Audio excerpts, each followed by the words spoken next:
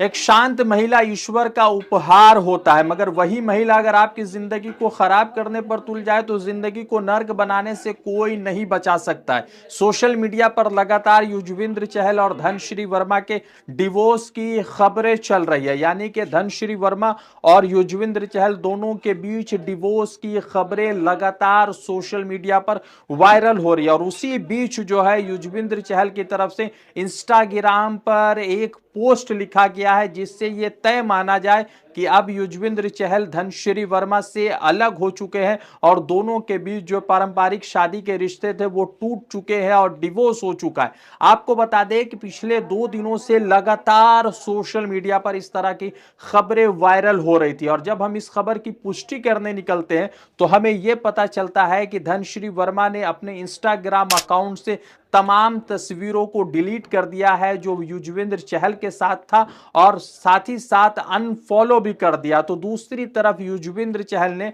अपने Instagram account से धनश्री वर्मा के तमाम तस्वीरों को डिलीट कर दिया है और उनको अनफॉलो भी कर दिया। आपको बता दें कि धनश्री वर्मा के इंस्टाग्राम पर 6.2 मिलियन फॉलोवर है तो युजवेंद्र चहल के इंस्टाग्राम अकाउंट पर 9.8 मिलियन फॉलोवर है। इन दोनों फॉलोवर के बीच में जो है अब लोगों के मन में यह चल रहा है कि डिवोर्स हुआ है या नहीं हुआ है। उससे पहले कुछ आपको चीजें बता देते। इस साल जब आईपीएल का ऑक्शन हुआ था तो उस आईपीएल के ऑक्शन में युजवेंद्र चहल सबसे महंगे स्पिनर के तौर पर बिके थे। 18 करोड़ में पंजाब किंग्स ने उनको खरीदा था और 18 करोड़ में बिकने के बाद भी युजवेंद्र चहल अपने तलाक को नहीं बचा सके। किंग्स 11 को बचाएंगे नहीं बचाएंगे ये तो मैचेस शुरू होंगे तब पता चलेगा, मगर उसी बीच जो है युजवेंद्र चहल अपनी जिंदगी में अपनी धनश्री वर्मा को नहीं बचा सकते और उनका तलाक की खबरें चल रही है। और जिस तरह से अभी पोस्ट आया है इंस्टाग्राम पर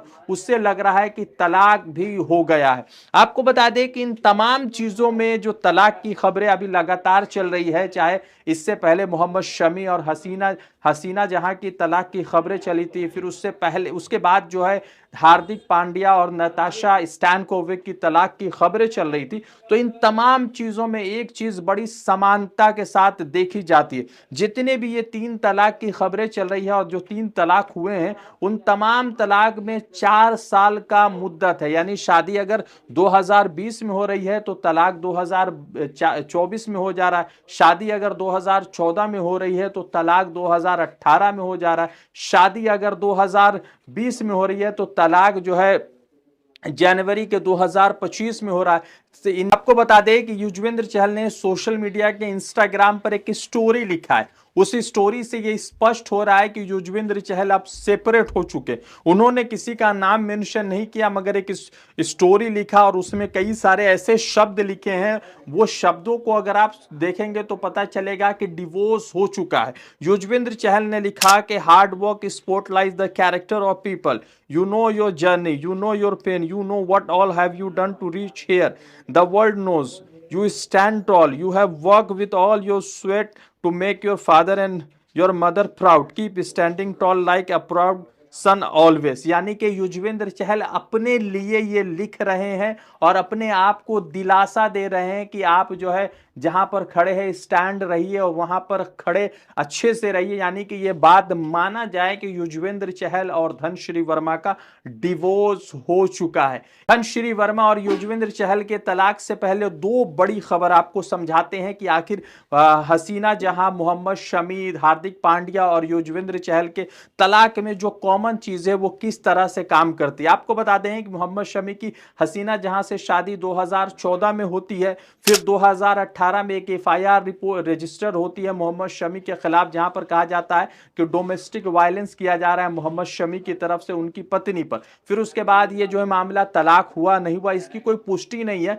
मगर कलकत्ता हाईकोर्ट की तरफ से एक रकम तय किया गया जो हर महीने मोहम्मद शमी अपनी एक्स वाइफ को देते हैं, जिसका जो धन राशि है वो 1.3 लाख के करीब है। आपको बता दें दूसरी जो महत्वपूर्ण तलाक इस साल हुई है इंडियन क्रिकेट टीम में वो ये है कि हार्दिक पांड्या शानदार बल्लेबाज, बेहतरीन ऑलराउंडर, उनकी शादी जो है नताशा स्टैनकोविक के साथ जनवरी 2020 में होती है और जनवरी 2020 में शादी होती है। फिर उसके बाद जुलाई 2024 में, यानी कि 4 साल के भीतर इनका तलाक हो जाता है। और एलमनाई मनी के तौर पर 70% जो दौलत थी हार्दिक पांड्या के पास वो नताशा स्टैनकोविक को देना पड़ता है, क्योंकि तमाम प्रॉपर्टी उसी स्टैनकोविक के नाम पर रजिस्टर था। उसी बीच आपको यह बता दें कि 4 साल की जो शादी का मोहलत है वो इंडियन क्रिकेट टीम का एक अलग तरीके से नसीब बनता जा रहा है। ऑस्ट्रेलिया में तो परफॉर्मेंस वैसे ही खराब रहा, अपने जीवन में जाती जिंदगी में भी इनका परफॉर्मेंस इतना ही बुरा रह रहा है कि आपस में कुछ मेल नहीं हो पा रहा है, और जिसकी वजह से इस तरह की तलाक की खबरें आती है। युजवेंद्र चहल की 22 दिसंबर 2020 को शादी होती है और आज जो है 4 जनवरी 2025 है, और आज ये रात को खबर आती है कि रात को ये खबर आती है कि युजवेंद्र चहल और धनश्री वर्मा का तलाक हो चुका है। या कि युजवेंद्र चहल ने सोशल मीडिया पर इस तरह की खबरें दी है, और इन खबरों के बीच ये पता चलता है कि इंडियन क्रिकेट टीम तीसरे बड़े डिवोर्स की खबर से किस तरह से अपने आप को संभालेगा, और आईपीएल के परफॉर्मेंस में किस तरह से युजवेंद्र चहल के परफॉर्मेंस पर असर पड़ेगा, ये देखने वाली बात रहेगी। क्योंकि इस साल सबसे महंगे स्पिनर के तौर पर युजवेंद्र चहल बिके हैं। रजा अंसारी की रिपोर्ट।